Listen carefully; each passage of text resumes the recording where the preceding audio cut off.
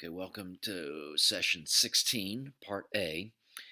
Um, in this session, actually, and also in session 17, I'm just going to discuss chapter 11 in the book.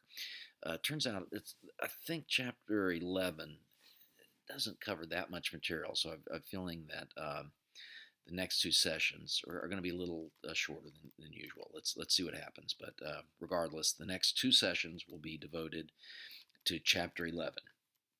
Okay, so the chapter starts off and it notes that there are some things called that we economists call market failure, and there's a number of things uh, that are examples of market failure, and you've already seen at least two. One is externalities. Okay, either positive or negative. Both of them are market failures. Another case is monopoly. Now, when we say there's a market failure, what we mean is that the outcome we see, the prices, quantities bought and sold, that somehow they don't achieve efficiency. Now, what do I mean by efficiency? Um, Another way of saying it is that it doesn't maximize the economic pie. So it doesn't maximize the value, including trades. Remember, if two people can make a trade, that often it increases value. So if we haven't maximized the total value that we could achieve, I'll say we haven't maximized the economic pie, and we'll say there's a market failure. Um, Another way of saying this, a third way, we said, okay, market failure. It's another way of saying haven't maximized the economic pie. It's also a way of saying we're not efficient. It's also basically a synonym for this is that there is, if we have such an outcome, there's an alternative outcome that could make everyone better off. Okay. It's a little bit technical how to explain why that's true. If you just have a vague notion, if you don't totally understand what I just said, don't worry about it. But the key is that I want you to understand this is the basic idea behind market failure. This is an introductory class. We try to keep the technical aspects to a minimum, so I'm not going to go into too much detail, exactly what all that means. It's beyond the scope of this course. But the key is we have some things that are market failures. Two examples of that are monopoly, externalities, and the key is one thing is that we say we haven't achieved efficiency. Okay.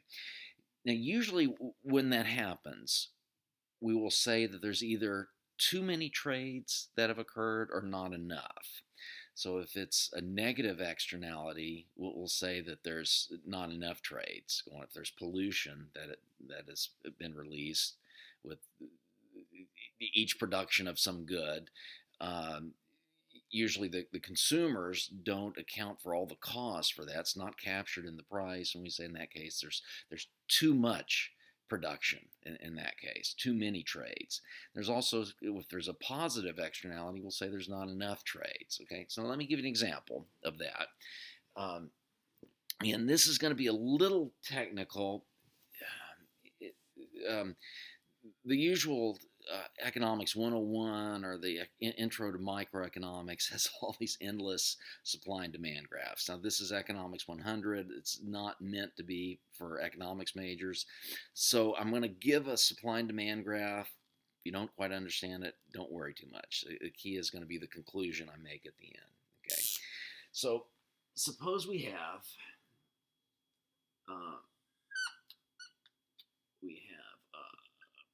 price, quantity. We have the demand for education. Okay. So now remember also when we say a demand curve, this also represents the benefits that consumers receive. So if this is the first unit of education, say there's some consumer that gets that many benefits. The next unit of education, there's some consumer with that many benefits, and so on. Okay. Now, the supply curve represents costs, and specifically, it represents marginal costs. Now, here's what I'm going to do. I'm going to assume the simplest possible supply curve. This is the supply curve. It equals the marginal cost curve. And let's just assume that it's constant. The marginal costs are constant.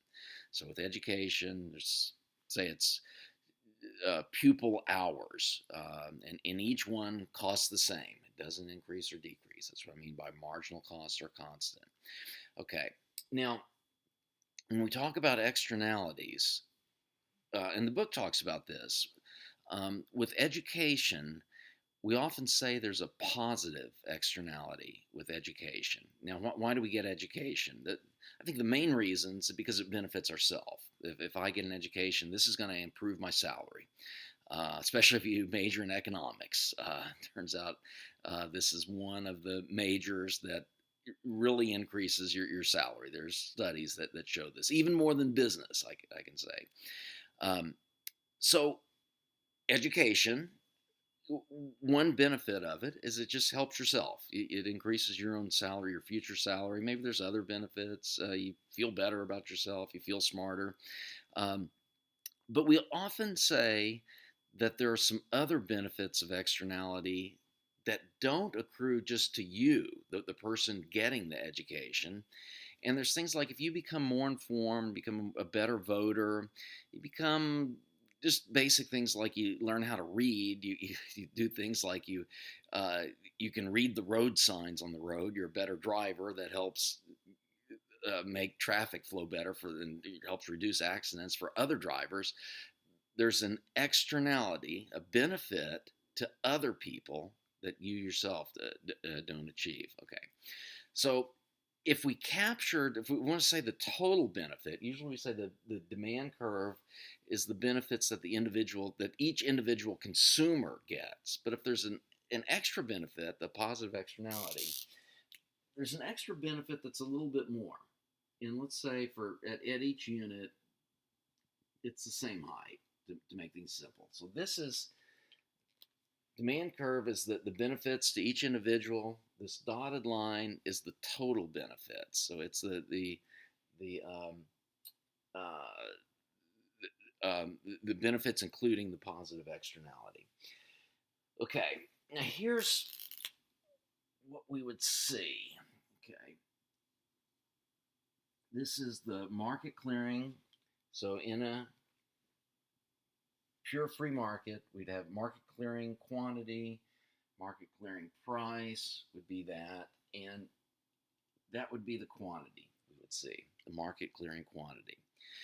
Okay, but with the positive externality, if the consumers could capture those benefits, you'd want people to get a little more education than what we'd see in just the pure free market equilibrium. You'd want people to get a little bit more education. Let's call that Q star.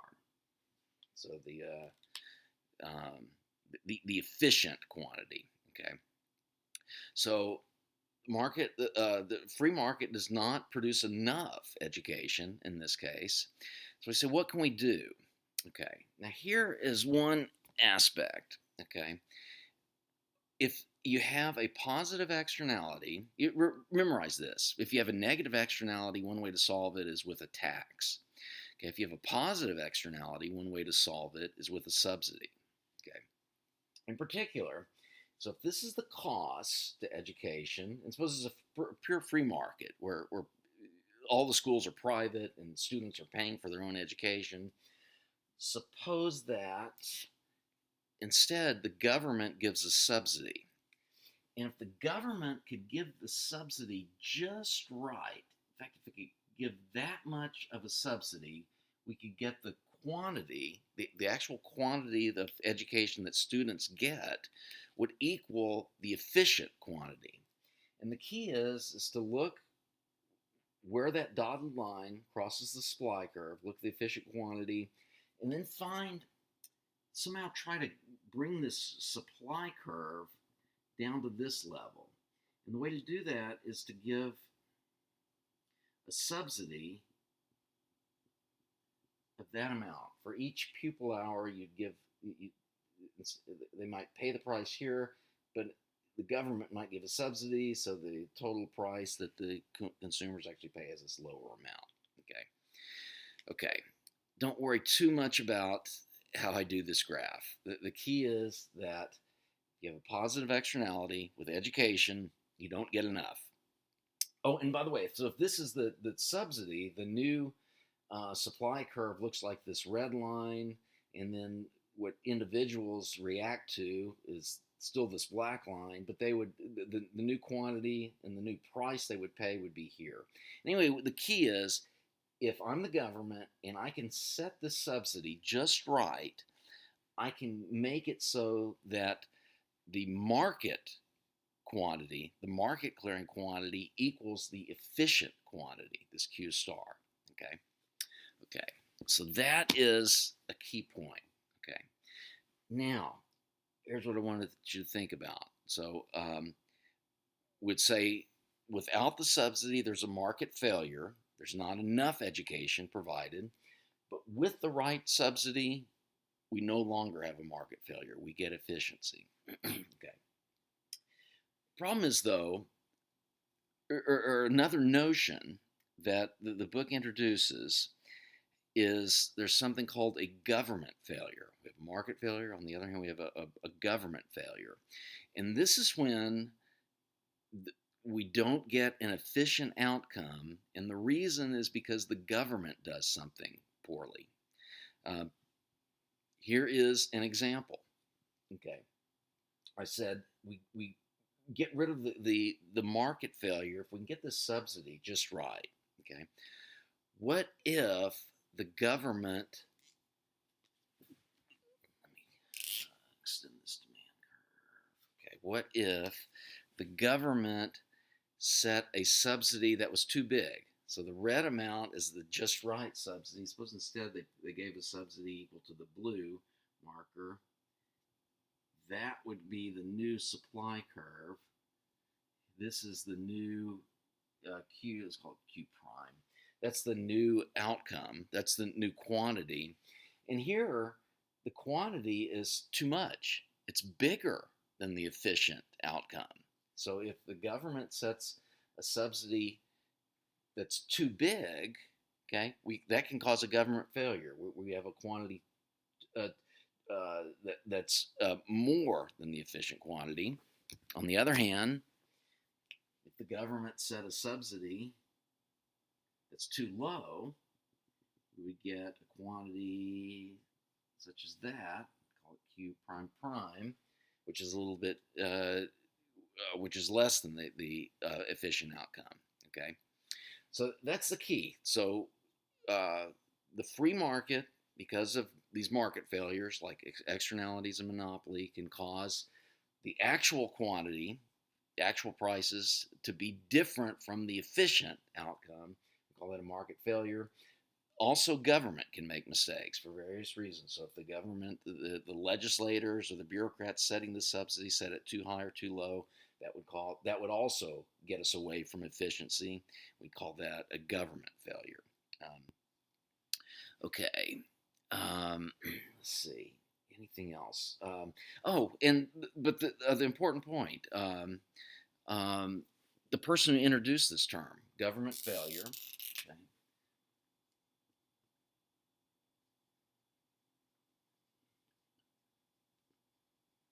The person who introduced this term is James Buchanan. Okay, I've mentioned his name before. Buchanan Hall at George Mason is named after him. He was a Nobel Prize winner, one of two economic Nobel Prize winners at George Mason. And he is also, he's the one who coined the term government failure. He's also someone who started a school or a branch of economics called public choice.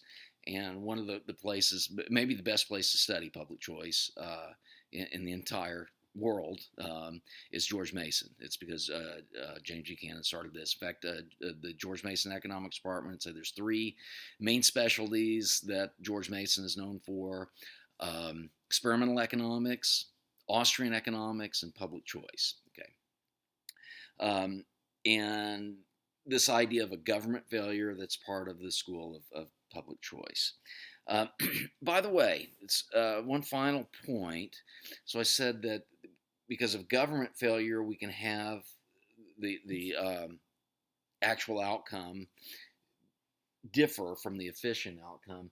Not only that, you could sometimes have, and maybe it's rare, but we don't know, but it's possible that there could be a government response to a market failure. Say it gives a subsidy.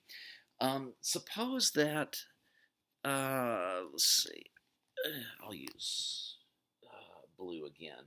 Suppose that the subsidy was way too much, and we had this new blue line, and we get some quantity, call it Q prime prime prime, or the outcome is much bigger. This Q prime prime, the difference of that quantity from the efficient quantity, is even bigger from the market quantity from the efficient quantity. That is, that distance is bigger than this distance.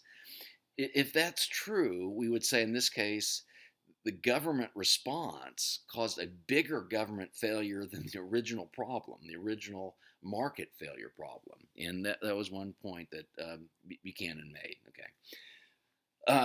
Okay, so that is the setup. Okay, so I want you to know what market failure means, what government failure means. And then in part B, I want to discuss some other aspects of it, how government can respond to market failure, some specific examples of market failure and how government responds. So we'll do that in part B. See you there.